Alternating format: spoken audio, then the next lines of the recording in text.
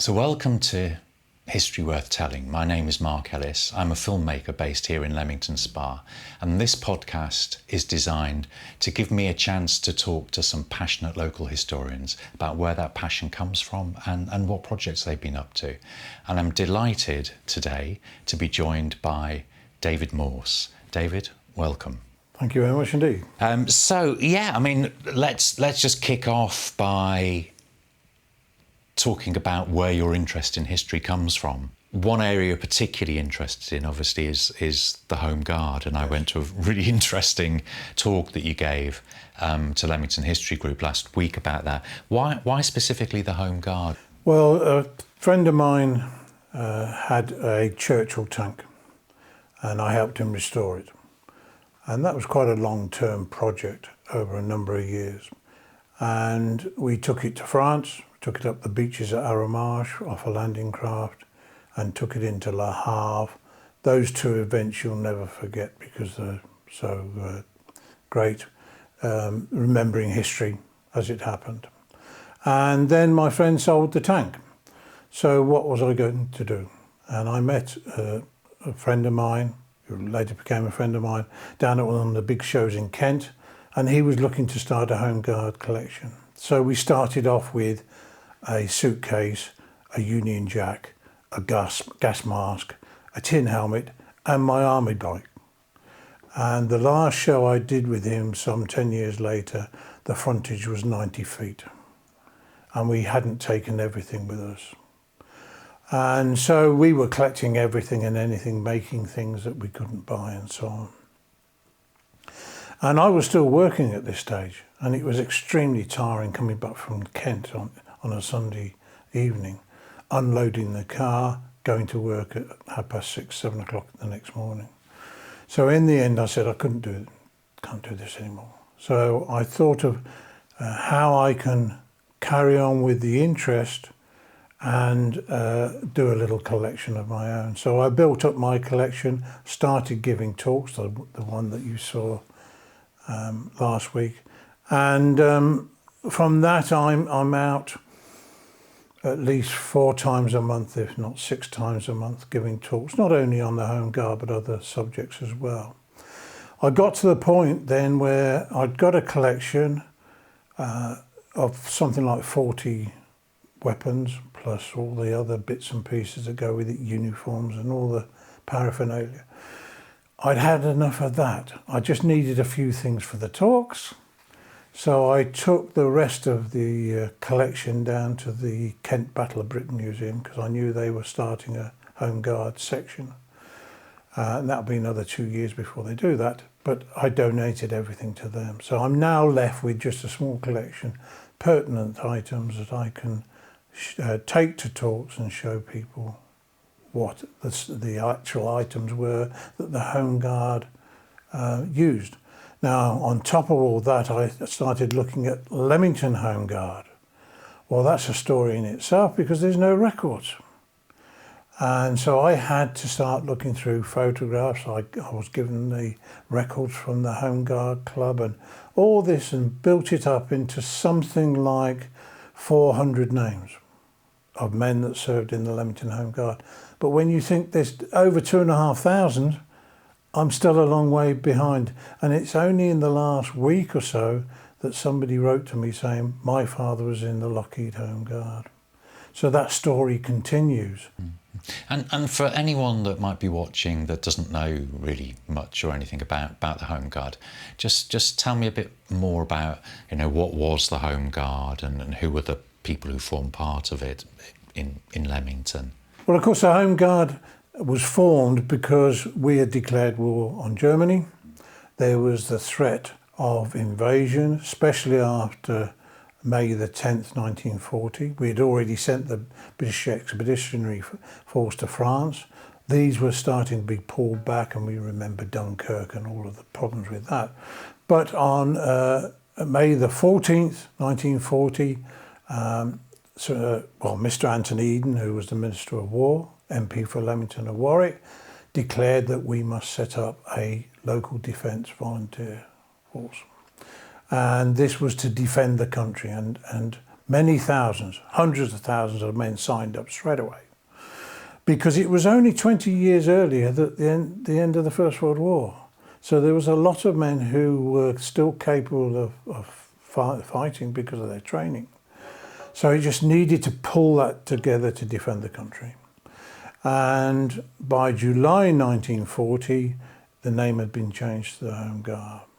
So in Leamington, what were we to do? We got factories. The factory units were Ford, Flavels, Lockheed. Then the railways, LMS, Great Western. Then the big goods yard at Milverton. These all needed defending, so they all needed platoons. Then you had the outlying districts where there may be the canals crossing the railways. Well, that needed to be guarded. And in some cases, you can go around to bridges going over the canal in this area, and you can see where they put explosives inside the bridges to blow them up, drop them onto the canal. One of the things that I thought was particularly interesting about your talk last week was that you were, I suppose, talking about the Home Guard, yes, but as one element in a series of measures that the government took to try and get the country ready for a potential invasion. Just tell me a bit more about some of the other sort of physical measures that were taken to protect the country. What could we do to defend the country and stop an enemy who were going to come across from the shortest point with an invasion force? They were going to bring along 11,000 horses, for instance. So one thing they did was they would have sowed hundreds of thousands of what they call calthrops, which are spiky, four-legged spikes, if you like, that would have crippled the horse, would have crippled the soldiers running up the beach and so on. So that's a basic measure you can do. They also tried to set the sea alight with pipes going from the beach out into the sea that would let petrol and diesel and that sort of thing. They didn't particularly work, but they would have looked pretty horrific because you've got to get through them to get to the beach. They had methods that were called flaming food gases, which were barrels of diesel and tar and that had got big large nuts and bolts and so on inside. And these things would have been hidden and then exploded at crossroads and so on. So imagine coming towards the coast of England and it's ablaze. And then you're seeing these enormous explosions going off and you've got to drive your men up the beach. And then you've got barbed wire, you've got pillboxes. I mentioned in the talk there were 20,000 pillboxes along the coast, around the coast of the UK. And then they would have had explosions set up in their houses so that when the enemy got into their houses, the house would blow up and so on. So there was a lot that they could do. One thing that they tried to do at the docks, because they appreciated the Germans would have needed dock space like Dover or New Haven, Folkestone. They would have put ships across the dock entrance and sunk them, and that would have slowed them down. So you've got these big barges being towed across by a German naval ship, and our British Navy are 25 miles away lobbing shells into these things, and all they need to do is to damage the towing ship, and the towed barge or barges are useless. They can't get anywhere. So there would have been a lot of mayhem, a lot of lives lost with trying to get onto the beaches.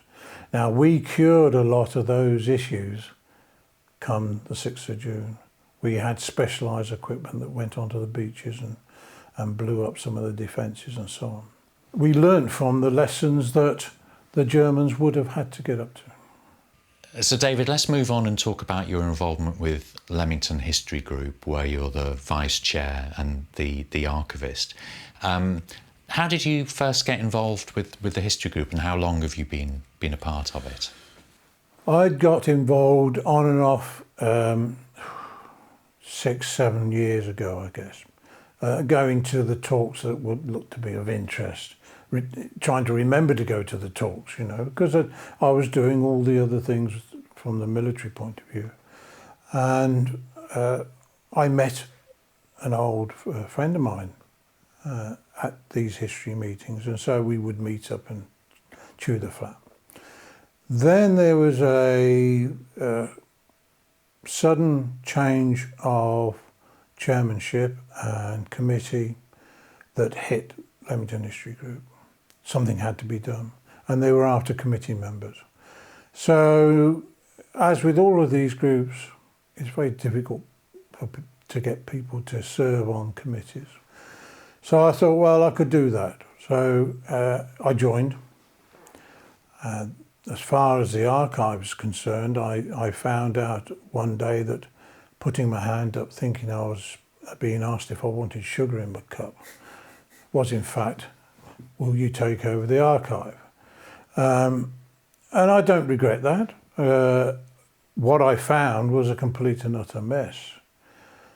Through no fault of anybody's at all. The history group had had a terrible fire when it was based in Bath Place, and they lost a lot of the archive. What was rescued had never been put into any form of order. No records had been kept as who was in the photographs or where the newspaper cutting came from or anything like that. So I had to start from scratch, and I found out there was something like 7,500 images. And that's taken 3 years plus. And we're launching that archive on September the 12th at Heritage Day. It's taken a great deal of work to get it into there because of the type of software and what is needed. And that will be ongoing because from January 2025 till now, we've been given at least 7 collections or obtained 7 collections. And that's about another 4,000 images. And tell me a bit more about the event then on September the 12th. Every year we have the Heritage Day. There will be something like 24 organisations, history organisations, from Alderminster down in the south of Warwickshire to our Warwickshire and so on, who will gather in the parish church, have their stands there so that people can see it's a free entry to anybody. And it will be a wide spread of the history of Leamington. There'll be the Lights of Leamington, which was an event in the 50s and 60s. We will be launching the archive. We've got I think she's called the High Sheriff of Warwickshire. She'll be coming along and she'll give a little speech and cut the ribbon. I've actually bought the ribbon, all colour-coded to our latest pale green imaging. And I will have a display on 2 tables that are showing how the images are collected and preserved. We'll have a rolling video going of the work that's been done. And I'll have light boxes to show slides and all manner of things like that. And maps, actual maps. That people love maps, especially if they can see on there where they live or they used to live. And from that day, will the archive then be available online? Absolutely. It is the launch and it will be switched on for that day. We're just at the moment finding obvious faults, and there will be faults. And I've purposely put something on the front page that says, you will find faults. Please just let us know which ones you found. Because at the moment, there's 4,400 images on there. So there's bound to be errors. Brilliant. And just, I suppose for people that aren't familiar with the history group, it might be worth just recapping a little bit. Who is it for? When does it meet? And if people want to find out more about it or ideally join, what do they need to do?